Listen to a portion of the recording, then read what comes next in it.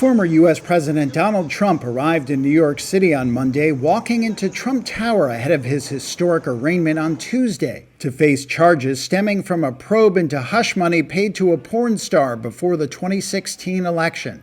Security was high outside the Manhattan courthouse, where Trump is likely to be fingerprinted and photographed Tuesday afternoon. At a news conference, New York City Mayor Eric Adams warned protesters to behave themselves or face the consequences. While there may be some rabble-rousers thinking about coming to our city tomorrow, our message is clear and simple.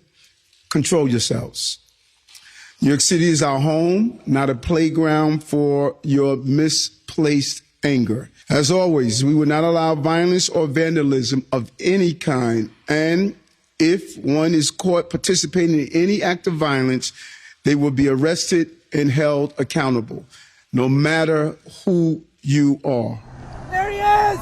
Trump left his Florida home midday Monday to cheering supporters as his motorcade drove by to take him to his private plane at the airport, which flew him to New York. The Republican who's seeking to regain the presidency in 2024 is the first sitting or former U.S. president to face criminal charges. A grand jury voted to indict him last week. Trump was due to surrender at the Manhattan District Attorney's Office on Tuesday before appearing before a judge, where he's expected to plead not guilty. The specific charges have yet to be disclosed. Trump has said he's innocent, and his allies have portrayed the charges as politically motivated. The Manhattan District Attorney, Alvin Bragg, who's leading the prosecution, is a Democrat.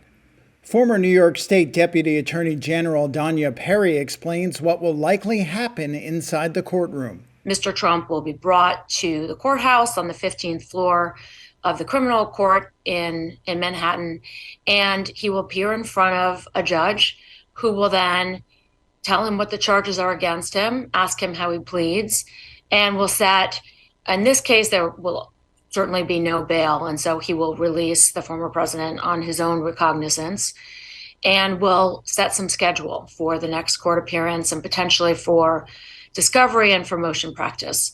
And that's fairly typical. Of course, in some ways, this is a first of its kind. There will be a Secret Service detail. There will be a lot of security and law enforcement presence to make sure that there is no violence and no disruptions. Trump is expected to fly back to Florida after Tuesday's arraignment and deliver primetime remarks at his Mar-a-Lago estate.